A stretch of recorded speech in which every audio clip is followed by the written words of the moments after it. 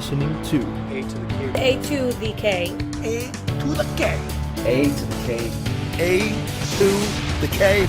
A to the K. Wrestle Talk Podcast. Check it out. Change your life. You'll be thanking me later. So, Carl, do you want to do Hell in a Cell or the card for Hell in a Cell? Yeah, I'll run through the card and then we can chat through any highlights or shites. So the pay-per-view consisted of on the pre-show, R-Truth taking on Drew Gulak for the 24/7 title, with R-Truth retaining. We had kicking off the main card, Roman Reigns taking on Jey Uso, which was an interesting choice. Very. And really good match, which we'll get into in a bit. But Roman Reigns did retain, so he is still champ. We had Elias taking on Jeff Hardy, and Elias won that by disqualification when Jeff Hardy hit him with a guitar. Okay. We had The Miz taking on Otis with the Money in the Bank contract on the line, and Shenanigans saw The Miz win, and he is our new Money in the Bank contract holder. We had Bayley taking on Sasha Banks for the women's title, and Sasha is our winner, the new champ. We had Bobby Lashley taking on Slapjack from Retribution for the US title, with Bobby Lashley picking up the win. And in the main event, we had Drew McIntyre taking on Randy Orton, and Orton wins. 14-10. Orton wins. So, Carl. So, can I give you my highlights? Yes. I only have one.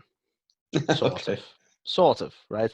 And that is that, funnily enough, the 3 cage matches were particularly good matches. Mm-hmm. I want to give special mention to Sasha and Bayley's match, which was really, really good. I thoroughly enjoyed it. It was very hard hitting. There was some awesome moves in there.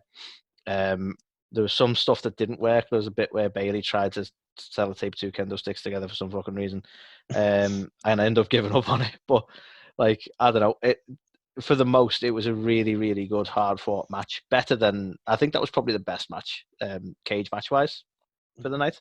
Yeah, I don't know if you agree on that, but for me, it was the best match there.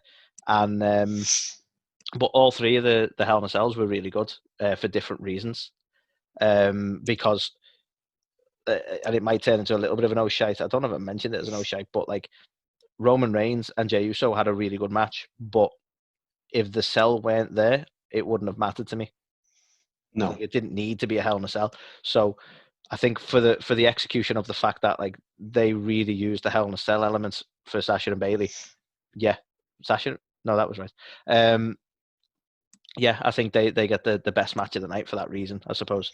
But that's my main highlight. The 3 cage matches were particularly good. I think, sadly, the filler around it wasn't in any of none of the other matches were actually that good for me.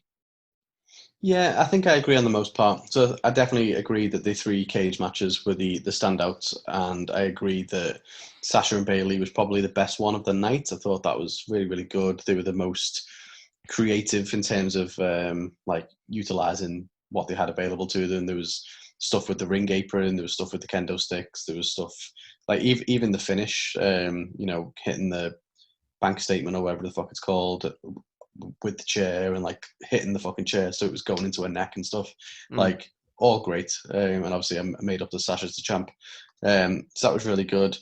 The Orton Drew, I'm fucking sad, man. I'm so sad that Drew was. I thought you were a bit. I was curious to see how you'd feel about this. I'm a bit against it myself, but yeah, I kind of knew it was coming. When it was like, oh, they're going to face each other again. I was like, oh, he's going to lose it this time. I don't know. I just really feel for the guy because obviously the ratings and stuff took a bit of a tumble and things, and I don't want him to get painted as though like, oh, he couldn't, carry the belt, and it was like he was a ratings flop. He's been the COVID champion, sadly. Exactly. And like, none of his run has been in front of a crowd. That's not good. No, I thought he just did so well with it and stuff as well. So yeah, there was a weird bit though, like where Drew just kind of jumped off the cell. Like, he wasn't really hit or anything. He just kind of landed. That was weird. But for the most, it was a good match. I was just like, that was a strange spot, but okay. And it sounds horrible and terrible as well because obviously he's fucking jumped off a cell. But even that felt a bit underwhelming because Like we've seen Foley go off the top, we've seen Shane go off the top. You know what I mean? It was Yeah, like yeah. they climbed halfway fucking down, and then he just did like as you said, it was a weird like jump off, wasn't it? Which didn't really Well, it was seem. weird. He sort of hit Randy in the back, and then Randy kind of just clung to the cell for dear life and did nothing to Drew. And Drew was kind of like, "Well, I'm gone. Bye." It was really weird. Such a weird spot. I think it was just a bad camera angle. I just blame Kevin Dunn. He probably it was probably the 70 camera angles Yeah, between it wasn't that. meant to cut to that. Exactly. But yeah, I don't know. So that bit was a bit. But I did. I mean, I thought it was good. I liked the way he hit the Claymore and Orton like, rolled out the ring. I liked the way that he was going to hit a second Claymore, and then he just like missed it, got up, and it was RKO, and he was done because obviously he'd already fallen off the cage and stuff. So I did like it and stuff, but it's a shame because I think he was a really good champion. One thing that made me laugh though, I saw it on, I want to say Twitter, someone actually put, you remember when Hell in a Cell was in a cell? And I thought that was quite funny because it very, consistently very happened, didn't it? Yeah. So yeah, I thought they were the two standouts. The Roman Reigns one, overbooked again. I agree. It was far too long. I didn't mind the I forget. Apologies if I've got the tag name wrong, but I didn't mind the is it the Wild Samoans they were known as? Yeah. I didn't mind them turning up. I thought that was good. You know, handing over the head of the table or whatever you call it. So things like that I thought were really good. But I don't know.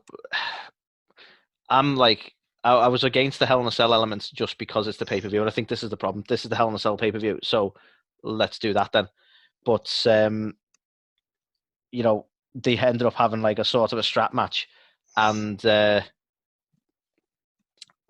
I Quit match as well. So it's like, how many stipulations do you want in this thing? Well, that's it, and it went on for far too long, and it was like ask him, and then they kind of stopped the match because even though he didn't quit, it was too brutal. And then it was like, oh, what? And then fucking the other Russo runs out.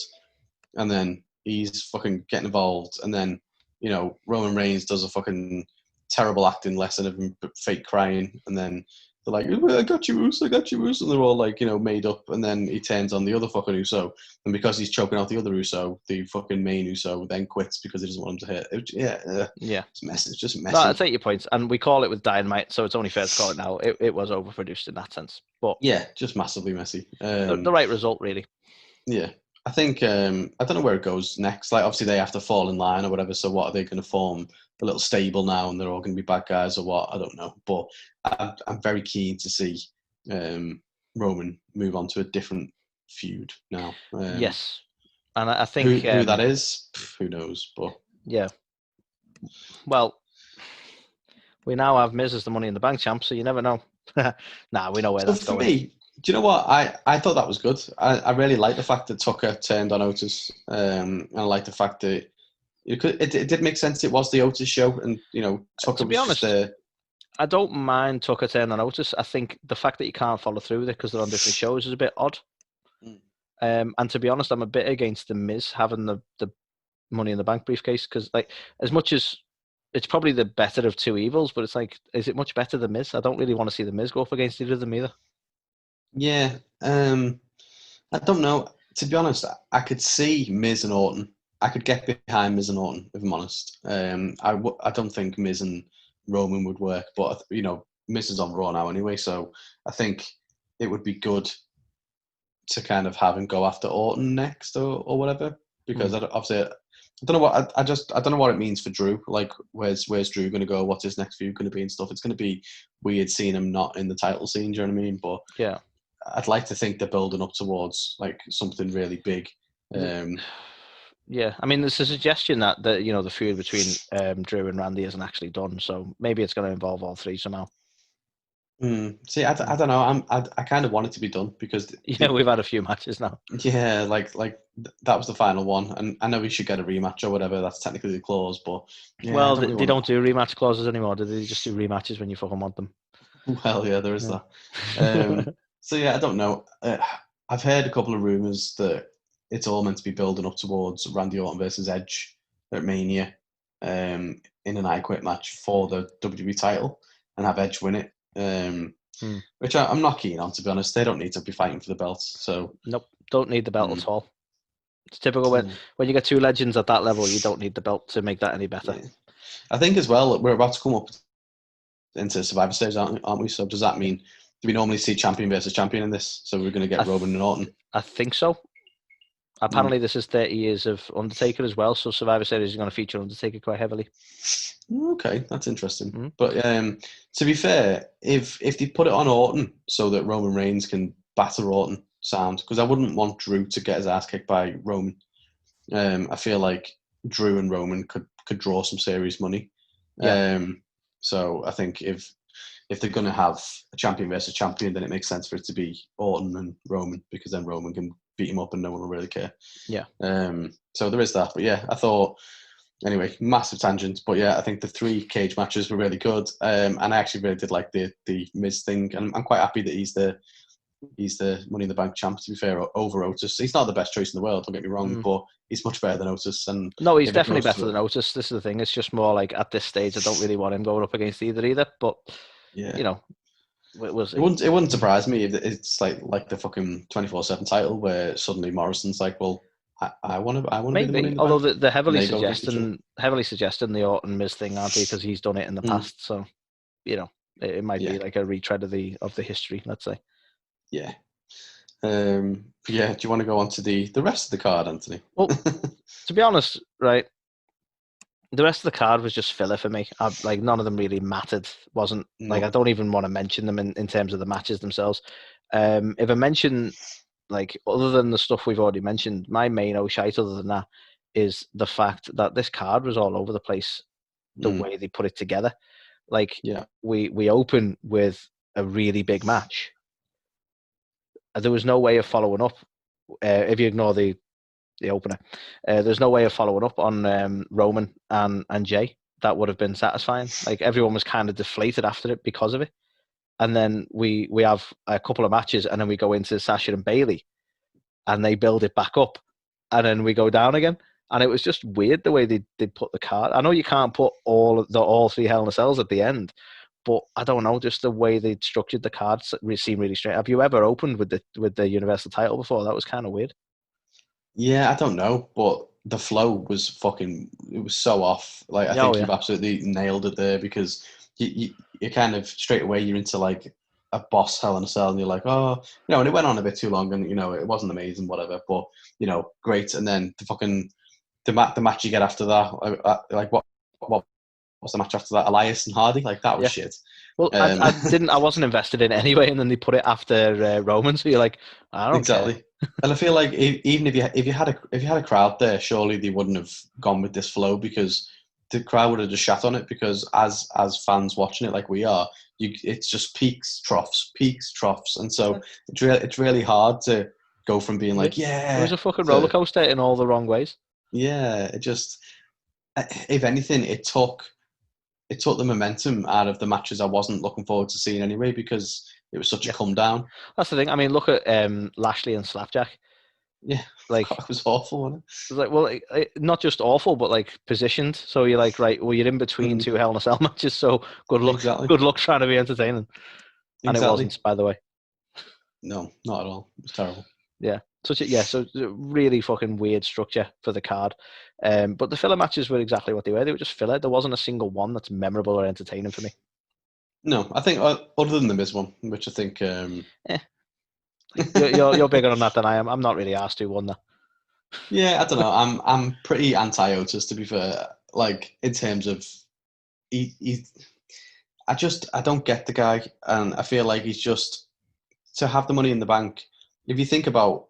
He was there, part of a tag team, then he had a thing with Dolph Ziggler and fucking Mandy Rose and Sonya Deville, and that just went on for ages. Then all of a sudden, Dolph Ziggler just went out and got fucking replaced with The Miz and Morrison for some reason. It's like, oh, what? And it's just shift feud after shift feud after shift feud. And it's like, now he's the Money in the Bank, and we're meant to believe he's going to go up against, have him at least fucking try and get the IC title or the US title or something. Yeah. I mean, don't just go straight. That's what always annoyed me about him. And I think he should use this time, if it's I'd be happy to see a Tucker feud as something different before he moves on to his next feud. But I'm glad, similar to the whole Mandy Rose situation, they've got Mandy off him now. They've got the fucking Money in the Bank off him, so now he can be clean slate Otis and just go out there and try and do something good and entertaining. I still think him and Tucker should have had a run at the tag titles before they split the tag team up, but here we are. Well, they've got loads of tag teams, so yeah, tons of them just randomly slapped together. Randomly slap and jack.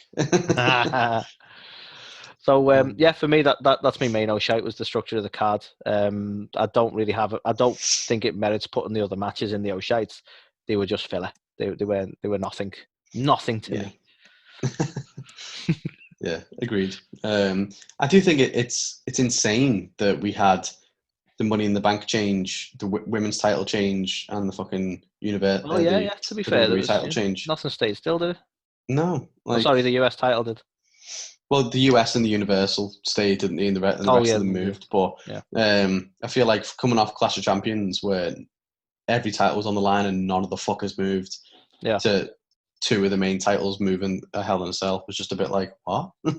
Yeah. So crazy times. So what rating would you give it, Carl?